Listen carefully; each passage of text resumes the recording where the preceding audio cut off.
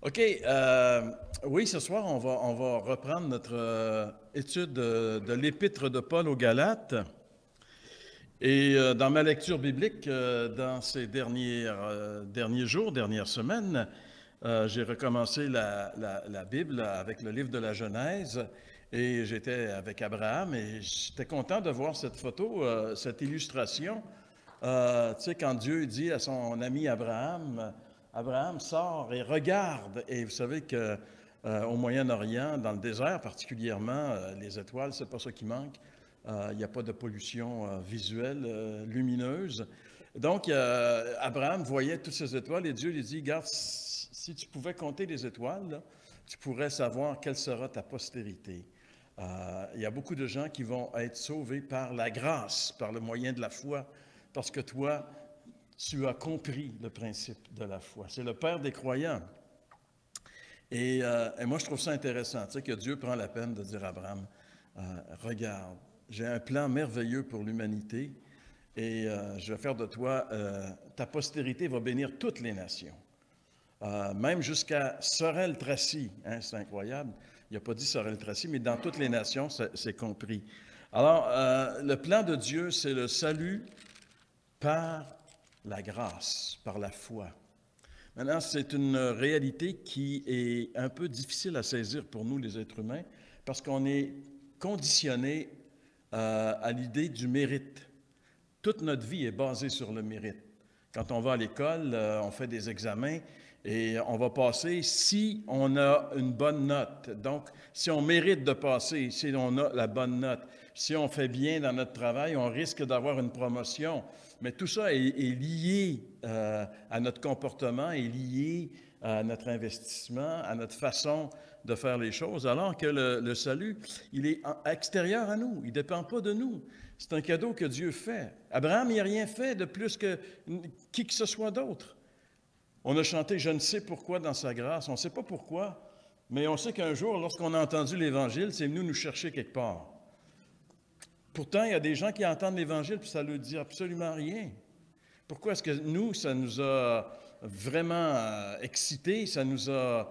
À partir du moment où on a entendu l'Évangile, on a accroché, comme disait accroche ton wagon à une étoile. C'était une chanson quand j'étais jeune, il y a quelques années. Mais je sais qu'ici, vous ne vous en souvenez pas parce que ça fait trop longtemps, mais c'est une belle chanson quand même. Mais tu sais, on a accroché, on s'est accroché après le Seigneur. Et depuis ce temps-là, on est accroché avec lui, puis on apprend à le connaître de plus en plus. Mais tout ça, c'est dans la grâce de Dieu, et tout ça, c'est selon sa promesse. Une promesse, c'est quelque chose d'extraordinaire. Et l'apôtre Paul va utiliser justement l'idée de la promesse lorsqu'il va parler de l'Évangile. Juste pour remettre dans le contexte de l'Épître aux Galates, Paul est allé dans cette région qui est aujourd'hui le centre de la Turquie, la Galatie.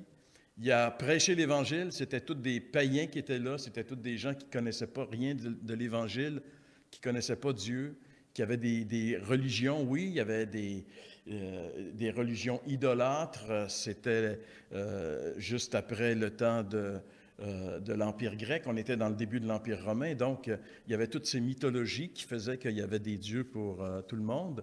Et eux, ils devaient probablement adorer un de ces nombreux dieux de la mythologie grecque ou romaine. Et Paul est arrivé avec l'Évangile et il a annoncé le message glorieux de l'Évangile, la bonne nouvelle. Et ces gens-là se sont convertis, ont saisi le salut par la grâce, par le moyen de la foi. Mais quelque temps après, des judaïsants, c'est-à-dire des gens, des partisans de la religion judaïque, sont venus pour essayer de dire à ces chrétiens-là, c'est pas assez de croire en Jésus, il faut autre chose, il faut plus. Et ce qu'il faut, c'est se faire circoncire et adopter la religion de Moïse. Et là, Paul, quand il a entendu ça, il écrit cette lettre et il va démontrer la folie d'une chose comme celle-là par différents arguments. Jusqu'à maintenant, on a vu plusieurs arguments que Paul va utiliser, mais il va utiliser maintenant l'argument de la promesse. Et ça, c'est très important. Il va démontrer qu'Abraham n'a pas été sauvé parce qu'il a obéi à la loi de Moïse. Abraham a vécu 430 ans avant la loi de Moïse. Elle n'existait pas, la loi de Moïse, dans le temps d'Abraham. Il ne pouvait pas être sauvé par la loi de Moïse. Il a été sauvé parce que Dieu lui a fait la promesse du salut. Et bien, Abraham a cru ce que Dieu lui a dit, et c'est comme ça qu'il a été sauvé, qu'il est devenu un croyant et qu'il est devenu le père de tous ceux qui croient. Et c'est pour ça que nous, on est appelés à mettre notre confiance entièrement et totalement en ce que Jésus a accompli pour nous sur la croix. Alors, si vous voulez, c'était un petit peu juste l'intro pour la lecture du texte. On va lire notre texte ce soir, Galates chapitre 3, à partir du verset 15 jusqu'au verset 22. Frères, je parle à la manière des hommes. Un testament en bonne forme, bien que fait par un homme, n'est annulé par personne et personne n'y ajoute. Or, les promesses ont été faites à Abraham et à sa descendance. Il n'est pas dit « et aux descendances », comme s'il s'agissait de plusieurs, mais comme s'il s'agit d'une seule, et à ta descendance, c'est-à-dire à Christ. Voici ce que je veux dire, un testament que Dieu a confirmé antérieurement ne peut être annulé, et ainsi la promesse rendue sans effet par la loi survenue 430 ans plus tard. Car si l'héritage venait de la loi, il ne viendrait plus de la promesse. Or, c'est par la promesse que Dieu a fait à Abraham ce don de sa grâce. Pourquoi donc la loi? Elle a été donnée ensuite à cause des transgressions, jusqu'à ce que vienne la descendance, à qui la promesse avait été faite. Elle a été promulguée par des anges au moyen d'un médiateur. Or, le médiateur n'est pas médiateur d'un seul, tandis que Dieu est un seul. La loi est-elle donc contre les promesses de Dieu? Loin de là. S'il avait été donné une loi qui puisse procurer la vie, la justice viendrait réellement de la loi. Mais l'Écriture a tout renfermé sous le péché afin que ce qui avait été promis soit donné par la foi en Jésus-Christ à ceux qui croient. Avant que la foi vienne, nous étions enfermés sous la garde de la loi en vue de la foi qui devait être révélée. Ainsi, la loi a été comme un précepteur pour nous conduire à Christ, afin que nous soyons justifiés par la foi. La foi étant venue, nous ne sommes plus sous ce précepteur, car vous êtes tous fils de Dieu par la foi en Jésus-Christ, vous tous qui avez été baptisés en Christ, vous avez revêtu Christ. Il n'y a plus ni juif ni grec, il n'y a plus ni esclave ni libre, il n'y a plus ni homme ni femme, car tous vous êtes un en Jésus-Christ. Et si vous êtes à Christ, vous êtes donc la descendance d'Abraham, héritier selon la promesse. Seigneur, nous prions que tu nous bénisses alors que nous voulons nous arrêter quelques minutes, Seigneur, pour réfléchir et méditer sur ce passage de ta parole. Nous attendons à ce que tu vas toucher nos cœurs ce soir, car nous te le demandons dans le nom de Jésus. Amen. Alors, ce passage qu'on vient de lire rapidement met en contraste deux choses, la promesse et la loi. La promesse et la loi. Et si les judaïsants ont raison, donc c'est la loi qui a préséance. Si c'est Paul qui a raison, c'est la promesse qui a préséance sur notre salut. Il y a une grande différence entre les deux choses, entre la promesse et la loi. John Stott, dans son commentaire, j'aimerais juste vous proposer une petite lecture ici sur un commentaire de l'Épître aux Galates écrit par John Stott. Il dit « Quelle est la différence entre eux, c'est-à-dire entre la promesse et la loi? Dans la promesse adressée à Abraham, Dieu dit « Je t'indiquerai, je ferai, je te bénirai », tandis que dans la loi de Moïse, Dieu dit « Tu feras, tu ne feras pas, etc. » La promesse constitue une religion axée sur Dieu, le plan de Dieu, la grâce de Dieu, l'initiative de Dieu. La loi constitue une religion axée sur l'homme, le devoir de l'homme, les œuvres de l'homme, la responsabilité de l'homme. La promesse, reflet de la grâce de Dieu, appelle seulement la foi. La loi, exigeant les œuvres de l'homme, appelle l'obéissance. Les relations de Dieu avec Abraham se caractérisaient par la promesse, la grâce et la foi. Par contre, les relations de Dieu avec Moïse se caractérisaient par la loi, les commandements et les œuvres. Donc, il y a une très, très grande différence de conception entre la promesse et la loi.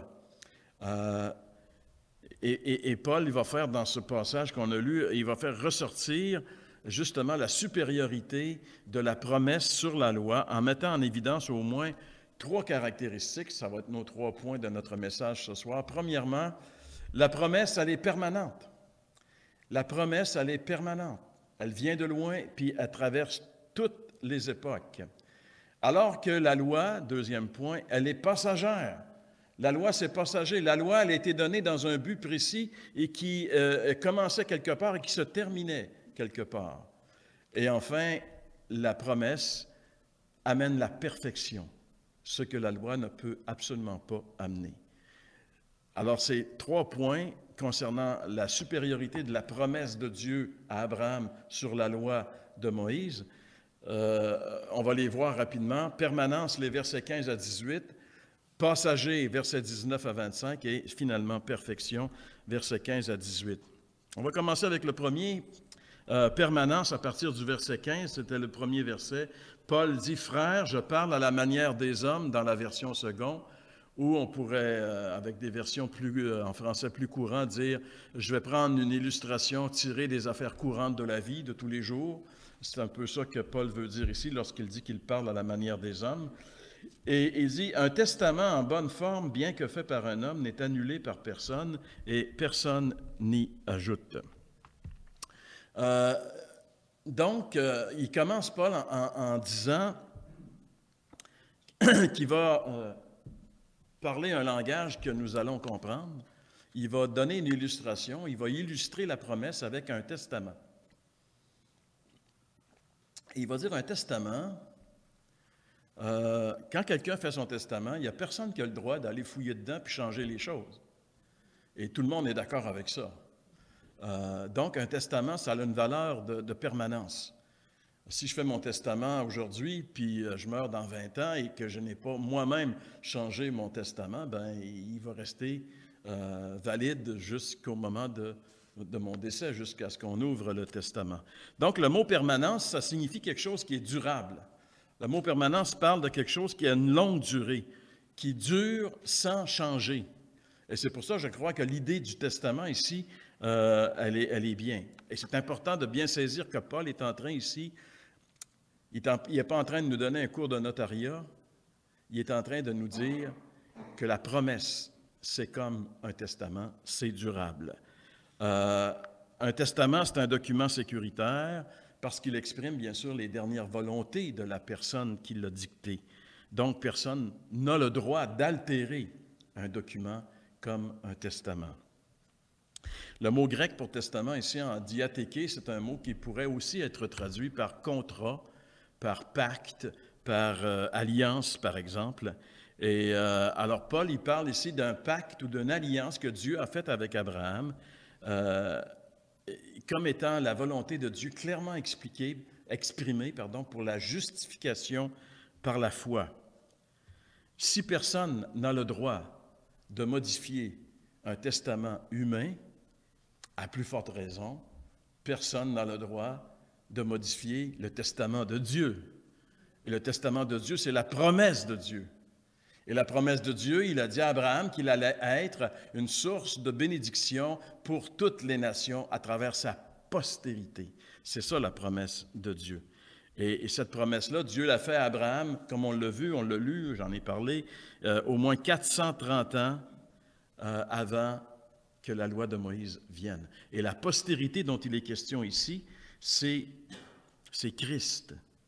Au verset 16, si vous regardez, les promesses ont été faites à Abraham et à sa descendance. Il n'est pas dit « et aux descendances » au pluriel, comme s'il s'agissait de plusieurs, mais comme s'il s'agit d'une seule, à ta descendance, c'est-à-dire à Christ.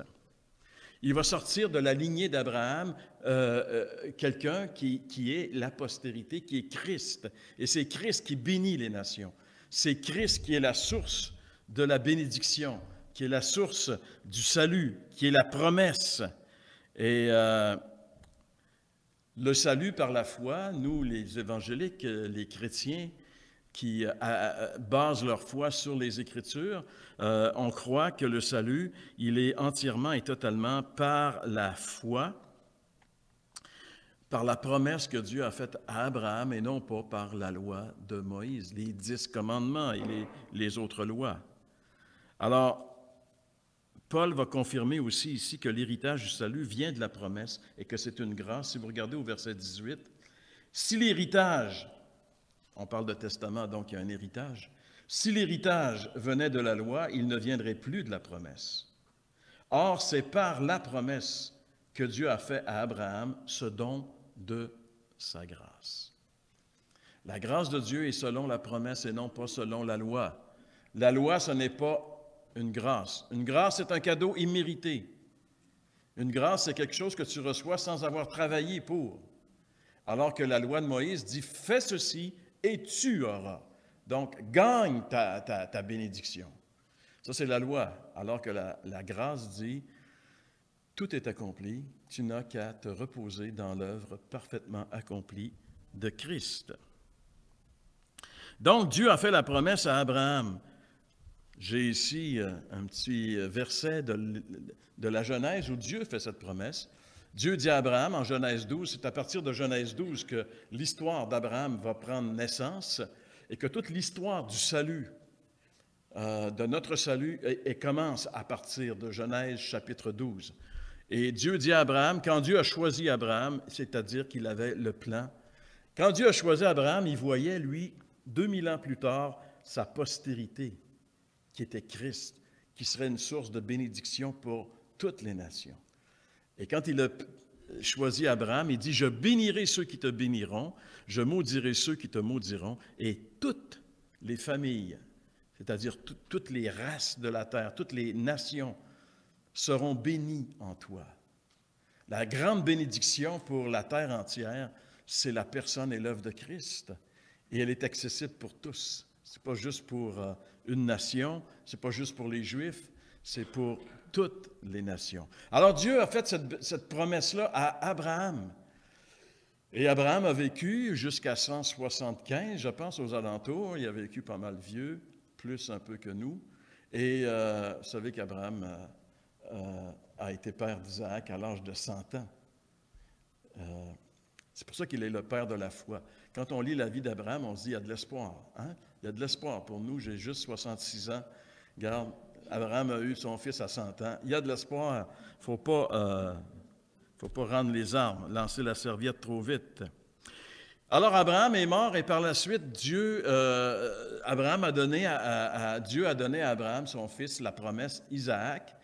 Et à un moment donné, Dieu va faire la même promesse à Isaac. Il dit à Isaac, Genèse 26, verset 4, « Je multiplierai ta postérité comme les étoiles du ciel. Je donnerai à ta postérité toutes ces contrées, et toutes les nations de la terre seront bénies en ta postérité. » La même promesse que Dieu fait à Abraham, il l'a fait à son fils Isaac. Isaac va vieillir, il va mourir, il va avoir des enfants, et un de ces gars, qui s'appelle Jacob, Dieu va lui transmettre exactement la même bénédiction. Genèse 28, verset 14. Quand Jacob est parti de Beersheba pour aller jusque chez Laban chercher une épouse, il est arrêté à un moment donné à Luz. Et là, il s'est passé une expérience assez extraordinaire. Il a vu une espèce d'escalier, d'échelle, qui reliait la terre au ciel. Il a vu des anges qui montaient, qui descendaient. Il a dit, c'est la porte du ciel, Dieu est ici, ça n'a pas d'allure. Il a eu une expérience avec Dieu et il a donné le nom de cette ville-là, il l'a changé. Il l'a appelé Bethel, qui veut dire maison de Dieu. Beth-El, maison de Dieu. Et alors qu'il était là, justement, il s'est fait un lit avec une pierre. Tu sais, c'est un gars qui avait quand même, il n'aimait pas ça quand c'était trop moelleux. Il dormait mieux sur le dur, mettons. C'est un peu spécial, là. Alors, il s'est couché, puis là, Dieu va lui parler, et voici ce que Dieu dit à Jacob. « Ta postérité sera comme la poussière de la terre. Tu t'étendras à l'Occident et à l'Orient, au Septentrion et au Midi, et toutes les familles de la terre seront bénies en toi, en ta postérité. » La promesse a été faite, comme les Juifs disent, la promesse que Dieu a faite à nos pères, aux patriarches, Abraham, Isaac, Jacob. Les trois ont reçu la même promesse. Donc, c'est de leur lignée que va venir la postérité qui va bénir le monde. Dieu tient ses promesses. J'aimerais vous le dire que Dieu tient ses promesses. On a tous été peut-être un jour trompés par quelqu'un qui nous a fait une promesse puis qui ne l'a pas tenue. Même le mariage, mettons le mariage.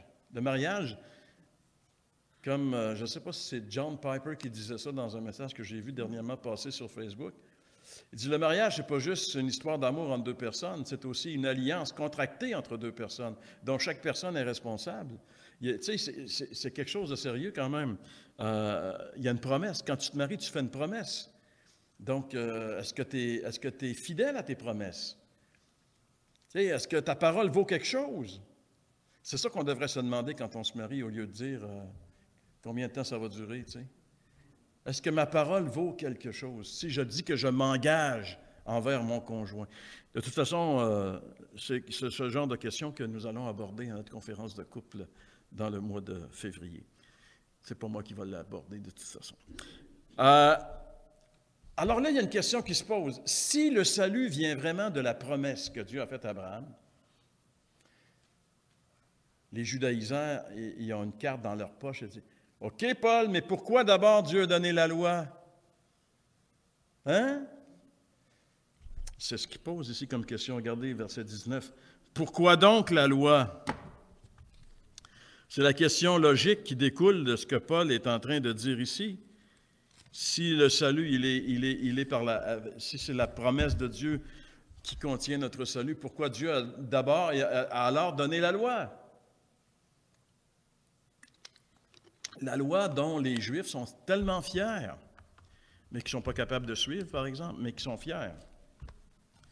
Pierre va dire en Acte 15, le jour où on a un concile à Jérusalem, Pierre va se lever et va dire « Aucun de nos pères n'a été capable d'observer la loi. Pourquoi vous voulez l'imposer aux païens? » Tu sais, il n'y a personne qui est capable d'observer la loi. Et Paul va le développer en Romains 7. Ce n'est pas parce que la loi n'est pas bonne. Le problème, c'est nous. Nous, on n'est pas bons. Il n'y a rien de bon en ma chair, dit Paul. J'ai le désir de faire le bien, mais je n'ai pas le pouvoir de le faire. Qui va me délivrer de cette espèce d'affaire-là?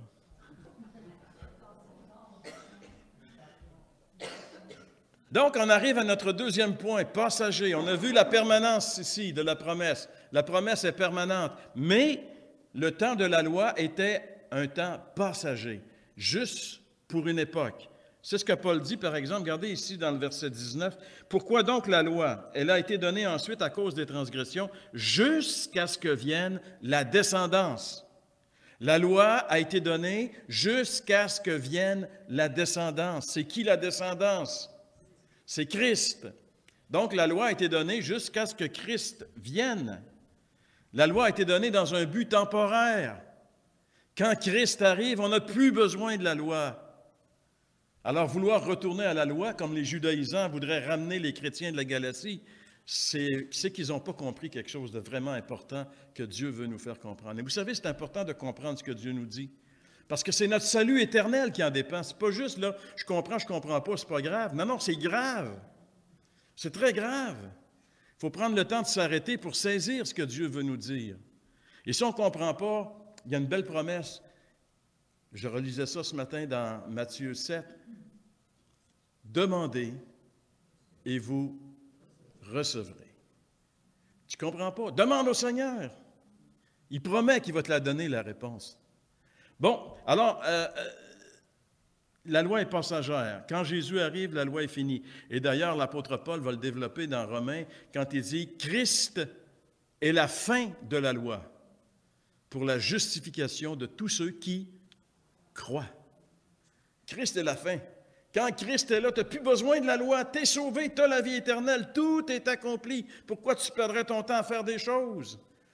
Quand Jésus était sur la croix, il a dit « Tout est accompli. » Tout est accompli. La facture est payée. Tétélestai, en grec. Payé. Il n'y a plus rien à rajouter. C'est entièrement, totalement payé. C'est ça la bonne nouvelle. Tu dis, ça n'a pas d'allure. J'ai juste à croire ce que Jésus a fait pour moi à la croix et tous mes péchés sont pardonnés et j'ai la vie éternelle. Oui, c'est ça la bonne nouvelle. C'est ça la bonne nouvelle. C'est tellement grand qu'il y a des gens qui disent c'est trop beau pour être vrai. Et contrairement à la promesse qui est permanente, la loi, elle est passagère. La loi, elle a une raison d'être. Un petit peu comme le chlore dans l'eau.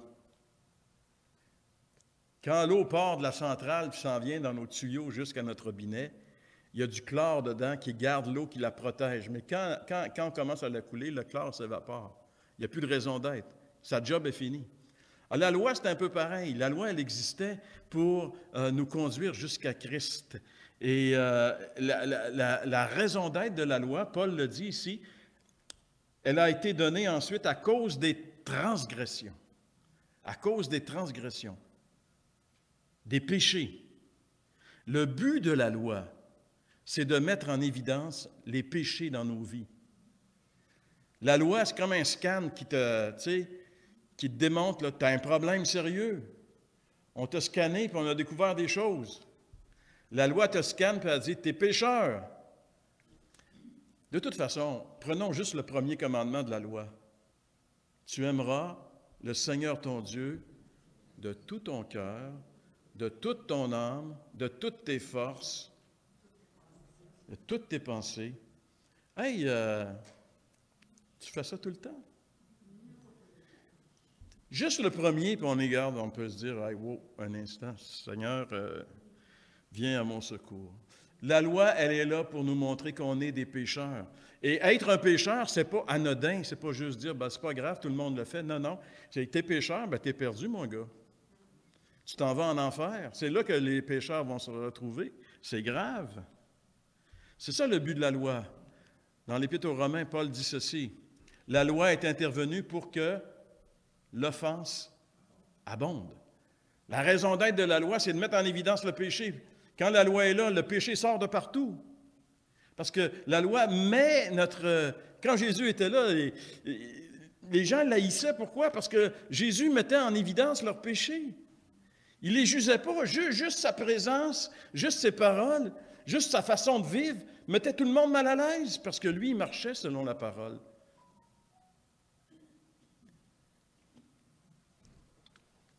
Romains 7, verset 7. Que dirons-nous donc? La loi est-elle péché? Loin de là. Mais je n'ai connu le péché que par la loi, car je n'aurais pas connu la convoitise si la loi n'avait dit « tu ne convoiteras point ». Paul dit « j'aurais jamais cru que j'étais un convoiteur ». C'est quand la loi me dit « tu ne convoiteras pas », j'ai réalisé que j'étais un pécheur. Je ne peux pas m'empêcher de convoiter. C'était le problème de Paul. Et encore dans la première lettre de Paul aux Corinthiens, chapitre 15, « L'aiguillon de la mort, c'est le péché, et la puissance du péché. » Ce qui rend le péché puissant, c'est quoi? La loi. Alors, la loi, jusqu'à un certain point, est le contraire du salut. La loi, elle nous tue. C'est pour ça que dans 1 Corinthiens, la loi est appelée un ministère de mort. La loi n'est pas contre les promesses de Dieu, mais sa raison d'être n'a jamais été le salut. Jamais Dieu a donné la loi pour qu'on soit sauvé. Dieu a donné la loi pour qu'on réalise qu'on est des pécheurs, pour qu'on réalise qu'on fait pitié. Quand Paul se compare à la loi, il dit « misérable que je suis ». Quand Isaïe a vu Dieu, Ésaïe 6, Dieu s'est révélé à lui. Ésaïe est le prophète de Dieu, la bouche de Dieu. Quand il voit Dieu, il dit « Malheur à moi ». Pourquoi? Parce que son péché est apparu. C'est ça le ministère de la loi. L'abus de la loi est démontré clairement que nous sommes tous pécheurs. La Bible est claire là-dessus. Tous ont péché et tous sont privés de la gloire de Dieu. Tous, sans exception. Peu importe ta religion, peu importe ta vie. Tu sais, nous autres, on a des critères, nous les hommes. Il y a des bons gars, il y a des méchants. Alors nous, on envoie tous les méchants en enfer, puis tous les bons gars au ciel. Dieu n'a pas les mêmes critères que nous. Autant les bons gars que les méchants, pour Dieu, sont tous des méchants. Parce qu'ils ont tous une nature pécheresse. Tous sont péchés. Et parce qu'on a péché, on est privé de la gloire de Dieu, privé de la présence de Dieu. C'est terrible ce que Paul dit ici. Tous, sans exception. Même Marie, la mère de Jésus.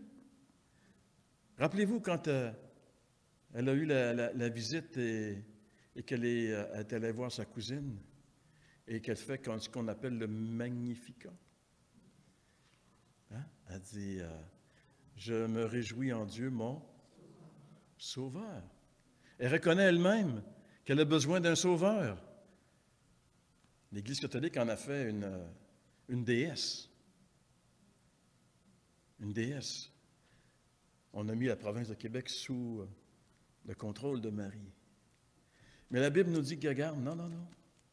Marie elle-même a reconnu, parce que tous, des gars comme Pierre, des gars comme Paul, c'est pas dur de voir qu'ils sont pécheurs. Paul, il dit, je suis le premier. Un gars qui persécutait l'Église. Pierre, un pécheur de la Galilée, il devait avoir toute une vie assez olé. Il n'avait pas eu de misère, lui. Mais le Seigneur l'a appelé, viens, Pierre. Viens-t'en, mon Pierre, on va travailler ensemble. Il dit, moi, je prends des pécheurs, puis je les change. Première chose que je veux changer, Pierre, c'est ton nom d'abord. Alors, seule la foi peut amener la justification. La loi ne peut pas faire ça. Et c'est pour ça que quand Pierre a prêché justement chez Corneille, et qu'il est obligé de justifier par la suite ce qu'il a fait, il dit ici en Acte 13, verset 39, « Quiconque croit, quiconque. » Tous ont péché, mais quiconque. Dieu est impartial. Tu sais, je veux dire, bon, tous ont péché, mais quiconque croit est justifié par lui, par Christ, de toutes les choses dont vous ne pouviez être justifiés par la loi de Moïse. La loi de Moïse met en évidence notre péché, elle nous rend misérables, mais Christ nous justifie par sa mort sur la croix. Il a pris tous nos péchés, il a subi le jugement de Dieu sur la croix, à notre place, à cause de nos péchés, entièrement, totalement, si bien que, si on met notre confiance entièrement en lui, la Bible dit, il n'y a plus de condamnation pour ceux qui sont en Jésus-Christ. Hey, ça c'est une bonne nouvelle. C'est la nouvelle de la promesse. Ce n'est pas la nouvelle de la loi, c'est la nouvelle de la promesse. C'est ça qu'Abraham avait expérimenté. Abraham était devenu un fou de Dieu parce qu'il avait compris la grâce. Et quand on comprend la grâce, c'est un peu qu'est-ce qu'on devient, des fous de Dieu. Alors, pourquoi la loi?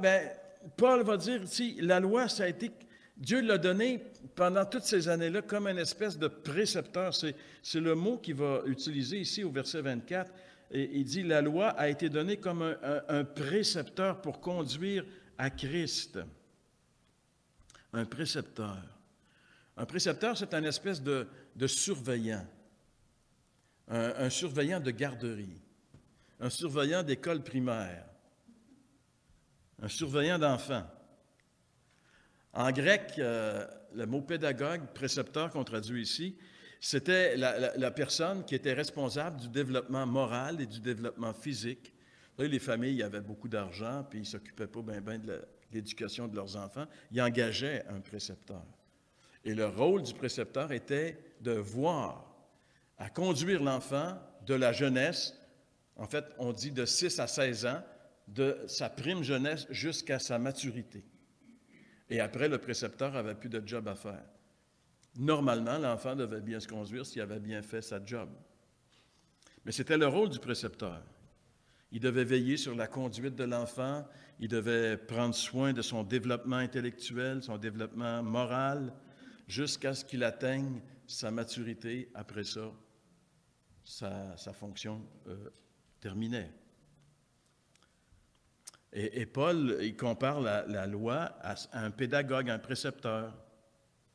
Et il affirme que maintenant, le temps de la loi est terminé. Pourquoi? Parce que Christ est venu.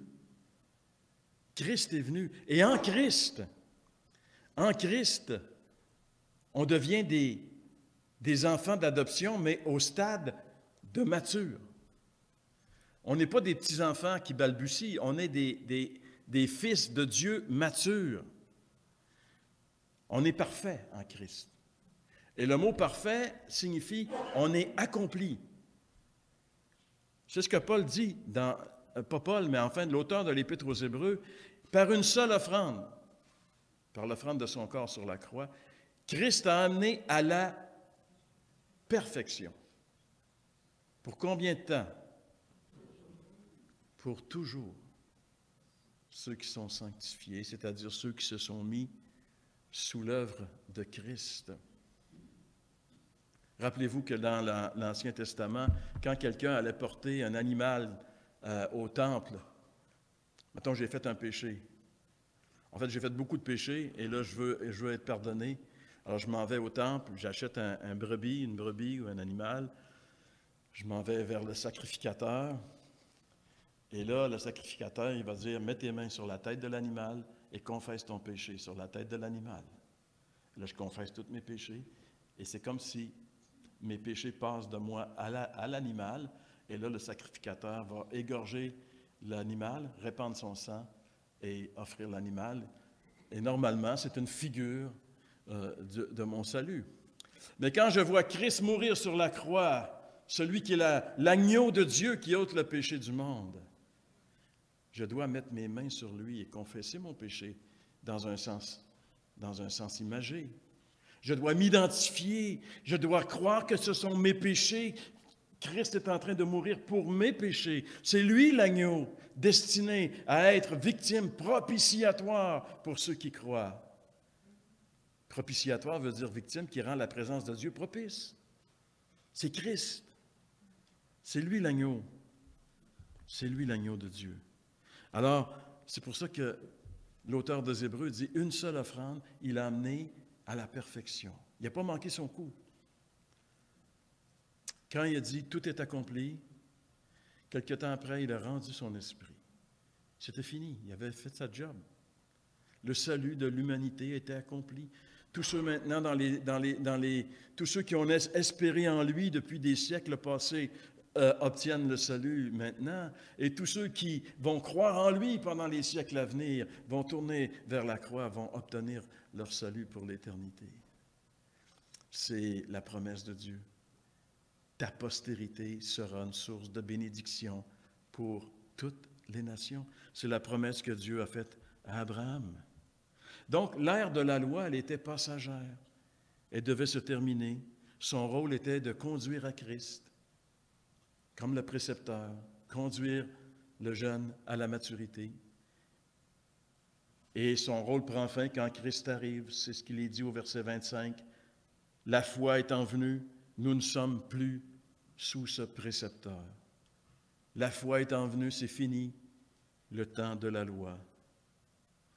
La promesse est permanente et la promesse nous amène à la perfection, comme on vient de toucher un petit peu et on va continuer, terminer, c'est notre troisième et dernier point, versets 26 à 29, perfection. Paul dit ici, « Vous êtes tous fils de Dieu par la foi en Jésus-Christ. » Hey, n'est-ce pas merveilleux? Vous êtes tous des fils et des filles de Dieu par la foi en Jésus-Christ. Quelle bonne nouvelle! Fils de Dieu. Tu sais, pas fils de Donald Trump, ce qui nous donnerait un certain standard. Tu sais, il me semble que ça s'appelait Trump, ça doit... Non, mais c'est un génie, il l'a dit. Non, mais un gars qui se fait élire président des États-Unis la première fois qu'il se lance dans les élections, attention, c'est pas n'importe qui. Mais peu importe.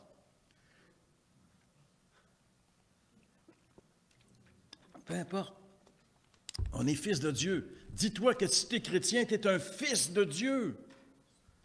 Un enfant de Dieu, le Créateur des cieux et de la terre, t'a adopté dans sa famille et tu es un héritier, tu es son héritier. Wow! Vous êtes tous fils de Dieu. Voilà ce que fait la promesse de Dieu. Ce que ne pouvait pas faire la loi, mais ce que fait la promesse est fait de tous ceux qui croient des fils et des filles de Dieu. Et être fils de Dieu, c'est être mature en Christ. C'est être mature, c'est être adopté comme un enfant mature. On n'a plus besoin de précepteurs. Dieu ne nous considère pas comme des petits-enfants. Il nous considère comme des enfants matures. Il veut parler avec nous comme des enfants matures. Tu ne parles pas à un petit enfant de 5-6 ans comme tu vas parler à ton enfant qui est rendu à 18 ans. C'est devenu un homme. Et c'est dans ce sens-là qu'on est des fils et des fils. Le mot « ouios » en grec, le mot qui est utilisé ici dans le grec, signifie un enfant d'âge mature. Vous êtes tous fils de Dieu. Il dit, vous êtes tous fils de Dieu. C'est intéressant parce qu'on est tous égaux en Christ. En Christ, il n'y a pas des grands, des petits, puis des moyens. En Christ, on est tous égaux. On est tous égaux. Même Paul, il va aller plus loin, il va dire, les classes sociales n'existent plus en Christ. Les races n'existent plus en Christ. Même le genre, le sexe n'existe plus en Christ. On devient tous égaux. C'est ce qu'il dit ici. Vous tous qui avez été baptisés en Christ, vous avez revêtu Christ, il n'y a plus ni juif ni grec, ni esclave ni libre. Il n'y a plus ni homme ni femme. Un jour, j'étais dans le jardin du tombeau à Jérusalem et il y avait un guide qui était en train de nous embarquer. Il était en train de faire l'éloge des Juifs, là, c'est comme s'il garde. Et là, il en mettait tellement que j'ai dit, en Christ, il n'y a plus ni Juif ni Grec. Il n'a pas trouvé ça drôle. Il ne l'a pas trouvé drôle. Parce qu'il y en a qui tiennent à être juifs. Il y en a qui tiennent. Tu sais, Paul, il dit, j'ai renoncé à tout pour gagner Christ. Mais il y en a qui tiennent beaucoup à leur nationalité, à leur race, à leur couleur. En Christ, il n'y a plus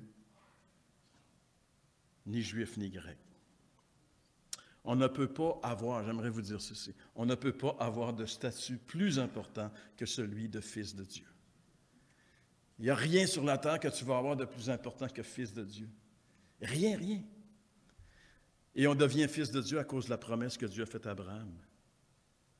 C'est l'état parfait. Être fils de Dieu, c'est l'état parfait. Et seule la foi dans la promesse que Dieu a faite à Abraham peut produire ce miracle. Certainement pas la loi. Quand on est en Christ par la foi, on est la postérité d'Abraham. Paul pourrait dire dans Romains 8, c'est-à-dire que ce ne sont pas les enfants de la chair qui sont enfants de Dieu. Les enfants de la chair, c'est justement les Juifs nationaux. Mais ce sont les enfants de la promesse qui sont regardés comme la postérité. En réalité, ce n'était pas Ismaël, c'était Isaac. C'est intéressant dans la Bible, c'est jamais le premier, c'est toujours le deuxième. Il y a quelque chose, là. Je lisais ce matin. Je lisais ça, tu sais, je relisais ça. Tu sais, la fameuse histoire que Isaac, il est vieux, puis il ne voit plus clair. Et dans ce temps-là, il n'y avait pas de lunettes comme nous aujourd'hui. Quand tu devenais vieux, ben là, regarde, tu devenais aveugle. Puis il avait le goût de manger un bon steak de chevreuil. Puis ça donne bien, il y a un de ces gars qui est un bon chasseur. Il s'appelle Ésaü. Et qui dit, Ésaü, il dit, va donc me chercher un bon steak de chevreuil avant que je meure, puis je vais te bénir. Mais, derrière la porte, il y a une oreille. Les madames, hein, des fois, ils écoutent en arrière de la porte. Fait que la maman de Jacob a tout entendu ça. Puis elle dit à Jacob, écoute bien, qu'est-ce que je vais te dire. Tu as déjà réussi à prendre le droit d'aînesse. Maintenant, il faut que tu aies la bénédiction qui va avec.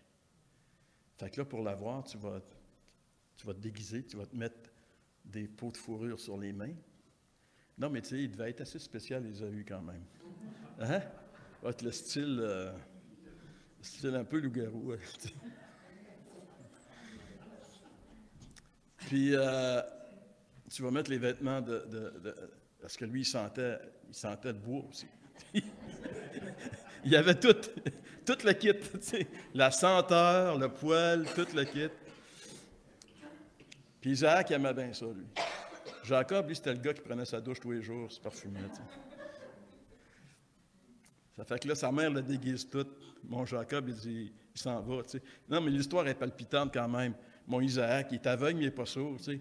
Il dit, la voix elle ressemble bien plus à la voix de Jacob qu'à la voix d'Ésaü, mais il dit, montre-moi donc tes mains. Ben, il dit, les mains sont les mains de... Tu sais, non, mais c'est cocasse. Lisez ça, vous allez voir, c'est passionnant. Imaginez-vous les scènes, vous allez voir, c'est quelque chose. Et là, mon Isaac, mon Jacob, il va aller chercher la bénédiction. C'est pas l'aîné, c'est le cadet. C'est le deuxième. Et pourquoi Dieu nous montre tout ça? Pour nous montrer que ce n'est pas ce qui arrive en premier dans nos vies qui est important, c'est ce qui arrive après Christ. Ce n'est pas ce que nous sommes dans la chair, c'est ce que nous sommes dans l'esprit.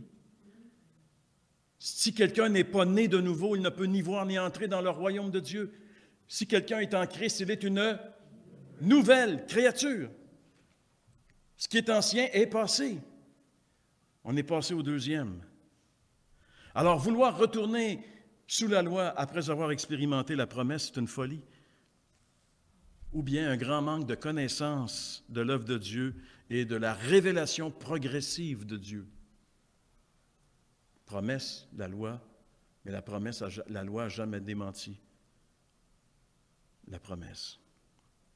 Alors, avec un argument béton comme ça, Paul vient encore de fracasser les arguments des judaïsants. Il confirme que le vrai évangile, c'est l'évangile de la promesse. Et j'arrive à ma conclusion, croyez-le ou non. Une promesse, selon la définition du dictionnaire, j'ai regardé ça, c'était quoi une promesse? C'est un engagement envers quelqu'un. Je m'engage envers toi. Si je te promets quelque chose, je me suis engagé envers toi à te donner ce que je t'ai promis. Un jour, Dieu s'est engagé envers Abraham en lui disant que toutes les nations du monde seraient bénies en sa postérité. Regarde, Abraham, les étoiles. Et la Bible affirme que la postérité d'Abraham, c'est Christ. C'est en Christ que les nations sont bénies. C'est donc la bénédiction promise en Christ. Et quand Dieu a fait cette promesse à Abraham, la loi de Moïse n'était même pas encore là. La loi de Moïse n'a rien changé à la promesse. Donc le choix est simple. Promesse ou loi? J'aimerais terminer avec ce petit mot de John Stott qui conclut cette section dans son commentaire. L'apôtre a établi un contraste frappant entre ceux qui sont sous la loi et ceux qui sont en Christ. Et chacun appartient à l'une ou l'autre de ces deux catégories. Si nous sommes sous la loi, notre religion est un esclavage. N'ayant aucune notion du pardon, nous sommes toujours, pour ainsi dire, en prison, comme des détenus sous la garde d'un geôlier ou des enfants sous la férule d'un tuteur. Il est triste d'être en prison ou comme des enfants au lieu d'être des adultes libres. Or, si nous sommes en Christ, nous avons été libérés. Notre religion se caractérise par la promesse plutôt que par la loi. Nous nous savons unis à Dieu et à tous les autres enfants de Dieu à travers le monde entier au cours de toute l'histoire et pour toute l'éternité. Nous ne pouvons venir au Christ pour être justifiés sans nous être rendus d'abord auprès de Moïse pour être condamnés. Cependant, une fois que nous avons reconnu auprès de Moïse notre péché, notre culpabilité et notre condamnation, nous ne devons pas en rester là. Nous devons laisser Moïse nous conduire au Christ. Amen. Seigneur, on veut te remercier pour ta parole ce soir et prier notre Dieu que cette vérité puisse s'incruster dans nos cœurs afin qu'on puisse se réjouir de la promesse du salut dans la personne et l'œuvre accomplie une fois pour toutes par Christ à la croix. C'est en son nom ce soir que nous t'en remercions. Amen.